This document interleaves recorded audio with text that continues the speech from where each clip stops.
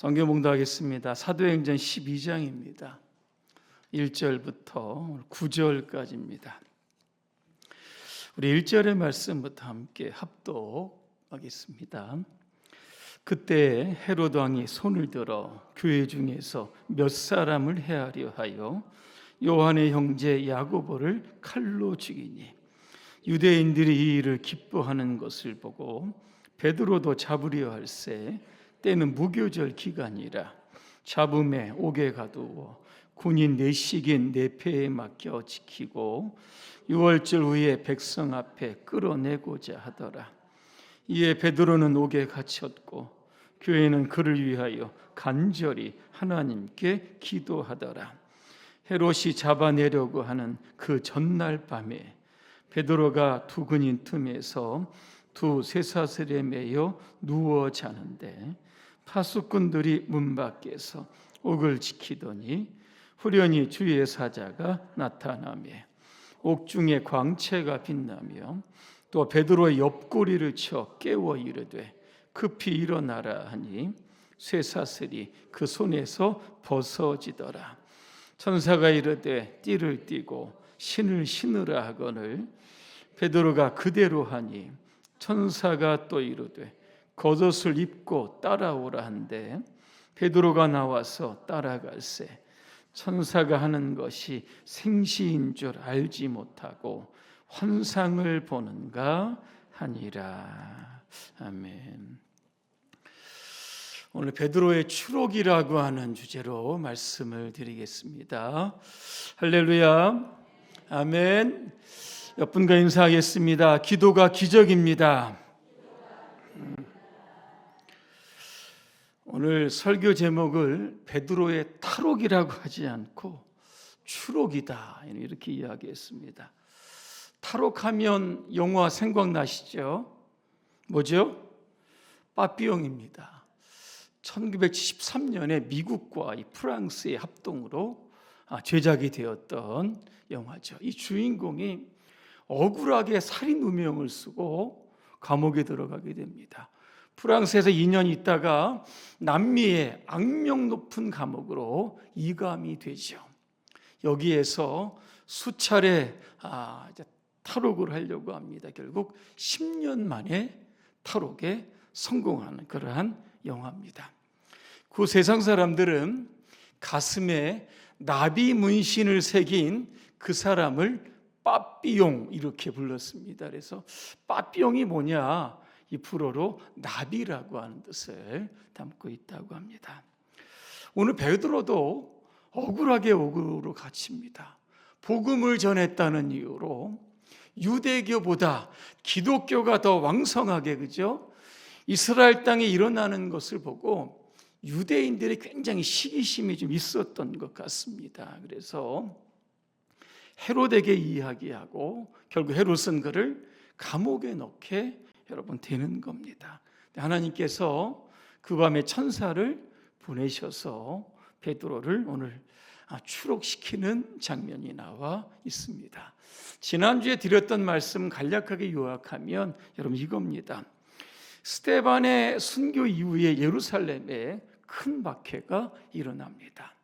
사도회의 모든 성도들이 어디로 갑니까? 전 세계로 흩어지게 됩니다. 그 중에 일부 빌립 집사는 사마리아 땅으로 갑니다. 그리고 나머지 사람들이 어디로 갑니까? 베니게 그죠? 구브로, 수리아 기억하시죠? 고개라도 이렇게 끄덕끄덕 하시면 설교가 좀 빨리 진행될 것 같습니다.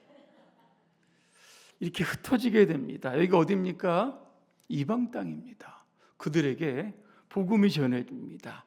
이곳으로 간 사람들은요, 유대인들에게만 복음을 전합니다. 자, 그런데 구레네에서 온 사람도 있고 구브로에서 온 사람들이 수리의 안독에 들어가서 복음을 전하는데 이제는 헬라 사람들, 이방인들을 향해서 복음을 전합니다. 그때 주의 손이 역사했다 그랬습니다. 그로 인해서 수많은 사람들이 예수 믿게 됩니다. 그로 인하여 생겨진 교회가 어떤 교회입니까? 이름이 봉산교회예요.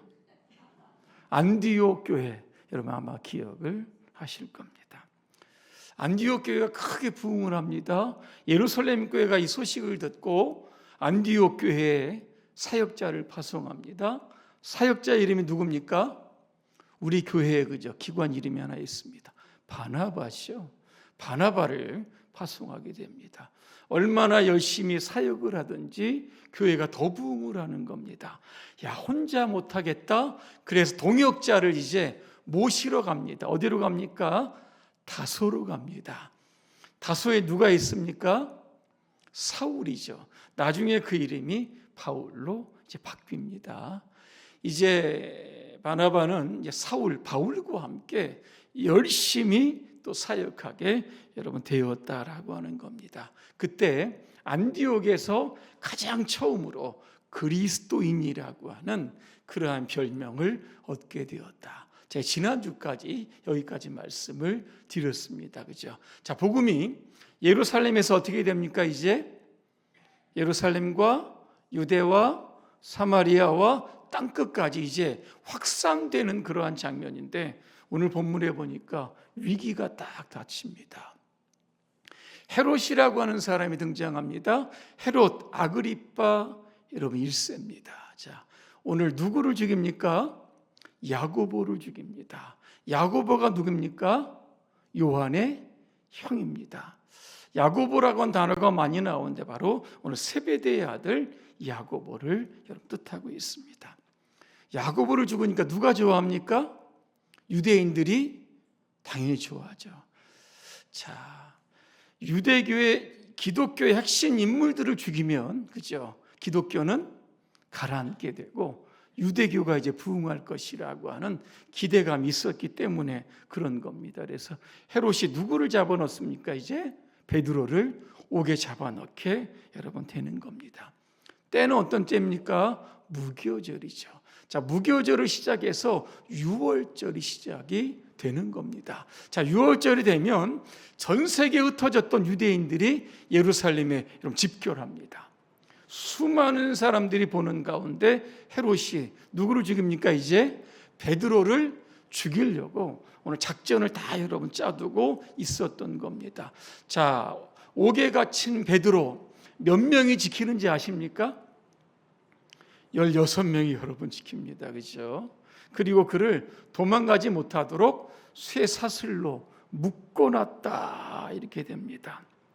헤롯이 내일 아침에 이제 처형이 되면 유대인들은 환호할 것이고 헤롯 아그리파 1세는 이스라엘 땅에서 왕으로서의 자리를 견고하게 될 겁니다. 그러니까는 헤롯은 정치적으로 그죠?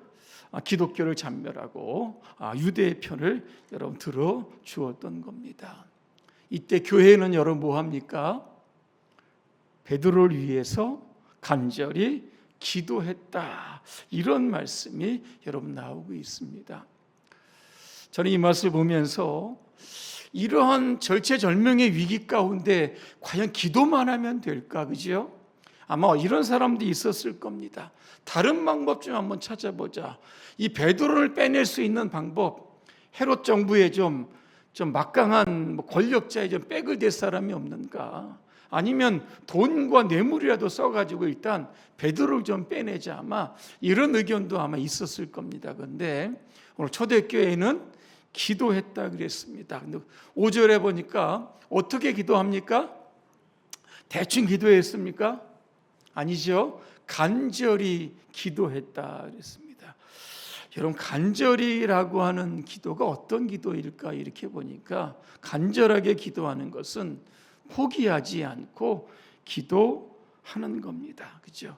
일이 굉장히 위기적인 상황이고 핍박이 지금 거세어지는 그러한 여러분 상황입니다. 그죠? 야고보도 죽고 이제 베드로도 죽게 생겼습니다. 인간적인 희망이 바닥에 다 떨어진 상황이죠. 이때 성도들은 간절하게 기도합니다. 여러분 언제 한번 간절하게 기도해 본 적 여러분 있으십니까? 그때가 언제입니까? 내 힘과 능력으로 이게 안 될 때입니다. 사람의 도움 가지고도 여러분 안 될 때죠. 그때 여러분 우리 안에 간절함이 여러분 나는 겁니다. 여러분의 삶에 어떤 위기와 시련 앞에서도 여러분 간절함으로 기도하시길 바랍니다. 또 간절한 기도가 뭐냐 이렇게 보니까 느슨하지 않는 기도다. 간절하다, ektenos라고 하는 이 헬라어의 뜻인데 이 뜻을 보니까 팽팽히 담긴 활줄처럼 이런 뜻을 담겨져 여러분 있습니다.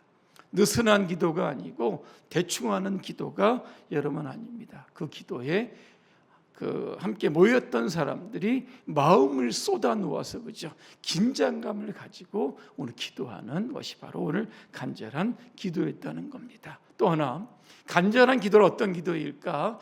하나님의 능력을 믿고 기대하는 여러분 기도다라고 하는 겁니다. 사람은 위기 앞에 절망하지만 기도하는 사람은 기도를 통해서 하나님의 응답을 기대하게 여러분 되어 있다라고 하는 겁니다. 기도만이 이 위기를 기회로 전환시킬 수 있다라고 하는 그런 믿음을 가지고 오늘 이 마가의 다락방에서 그죠? 교회가 오늘 기도하기를 했다는 겁니다. 때로 우리의 믿음이 작을 때도 있고 우리의 기도가 완벽하지 않을 때도 있습니다. 그렇기 때문에 우리는 간절히 기도해야 하는 겁니다. 간절히 기도하면 우리가 생각하지 못한 하나님의 방식으로 응답이 오늘 된다라고 하는 겁니다. 하나님은 교회의 기도를 들으시고 오늘 천사를 파송을 여러분 하십니다. 그래서 옥에 있는 베드로를 이제 옥 밖으로 끄집어냅니다.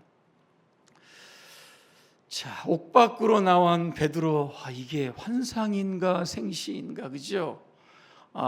정신을 못 차렸다 그랬습니다. 한 블록 더 가서야 정신이 바짝 듭니다. 이게 환상이 아니라 생시구나. 그리고 기도하는 곳으로 이제 베드로가 달려갑니다. 대문을 두드리죠. 로데라고 하는 여자가 나옵니다. 나다 그랬더니 이 로데가 깜짝 놀라죠. 기도하는 사람들에게 이야기합니다. 문 밖에 베드로가 와 있습니다 그랬더니 그 기도하던 사람들이 뭐라고 이야기합니까? 15절에 보니까 로데라고 하는 여종을 향해서 내가 미쳤다 그랬습니다. 오늘 성경에 여러분 그대로 나오고 여러분 있습니다. 기도의 응답으로 베드로가 문 밖에 섰는데 그죠? 그 응답을 지금 믿지 않고 있었다라고 하는 겁니다. 왜 그랬을까 그죠? 왜 간절히 기도해 놓고 기도의 응답을 믿지 않았을까? 아마 여러 가지가 이유가 있었을 겁니다. 그 중에 하나가 뭡니까? 기도했는데 하나님이 주실 응답보다 그죠? 그 응답이 되지 않을 것이라고 하는 불신과 의심이 더 컸기 때문에 그럴 겁니다. 기도해도 상황은 그대로일 거야, 그죠? 이런 의심과 불심이 앞서다 보니까 로데가 기도의 응답으로 베드로가 왔는다고 해도 내가 미쳤다, 그죠? 이렇게 이야기한 겁니다. 또 하나, 왜 간절히 기도했고 기도의 응답으로 베드로가 있는데 그 응답을 받아들이지 못하는 것일까? 그게 뭐냐면 지금의 상황이 너무나 절망적이었기 때문에 그런 겁니다. 과연 베드로가 어떻게 옥에서 나올 수 있을까, 그죠? 아무리 인간적으로 생각해도 이게 불가능해 보이는 겁니다. 다시 말하면 현실이 너무나 커 보이면 하나님의 능력이 작아 보일 수 있다라고 하는 겁니다. 기도하지만 설마 기도한 대로 되겠어? 안 될 거야, 그죠? 스스로 단념하고 체념하게 여러분 되는 겁니다. 오늘 주님 말씀하시죠. 기도한 이후에는 믿으라 그랬습니다. 그죠? 그러면 베드로라고 하는 기도의 응답을 하나님이 주십니다. 그죠? 이처럼 초대교회가 여러분 위기입니다. 시련이죠. 야고보도 죽고 그죠? 베드로도 하나님의 은혜로 여러분 추록하게 됩니다. 자, 이제 기독교가 어떻게 되겠습니까? 굉장히 여러분 사그라졌겠습니까? 그렇지 않습니다. 사도행전 12장 24절입니다. 하나님의 말씀은 흥왕하여 더하더라 했습니다. 위기, 시련, 핍박이 와도 하나님의 복음의 역사는 그죠? 중단되지 않고 더욱더 확장되었다. 이렇게 해서 오늘 본문의 결론을 잊게 되는 겁니다. 우리 모두가 여러분 기도해야 될 겁니다. 기도하되 오늘 간절히 기도해야 합니다. 우리 안에 불신과 의심을 버리고 온전히 하나님의 능력을 믿고 기도할 때 우리의 침체된 심령도 살아나고 우리 교회도 여러분 살아나고 여러분이 기도하는 모든 것들이 다 응답이 되어서 전능하신 그런 하나님께 영광을 돌리는 귀한 삶을 사시기를 주님의 이름으로 축복합니다. 기도하겠습니다. 우리의 기도에 응답하시는 하나님, 초대교회가 강력한 위기의 상황에 봉착을 했습니다. 그 위기를 뚫고 나갈 수 있는 것은 간절한 기도였음을 우리가 기억합니다. 오늘도 우리의 삶에도 힘들고 어려운 우리의 삶을 놓고 한탄하고 불평하고 원망할 것이 아니라 간절한 기도를 통해서 우리의 삶에 개입하시고 때로는 천사를 보내셔서 우리를 도와주시는 기적의 하나님을 경험케 하여 주시옵소서. 예수님의 이름으로 기도합니다. 아멘.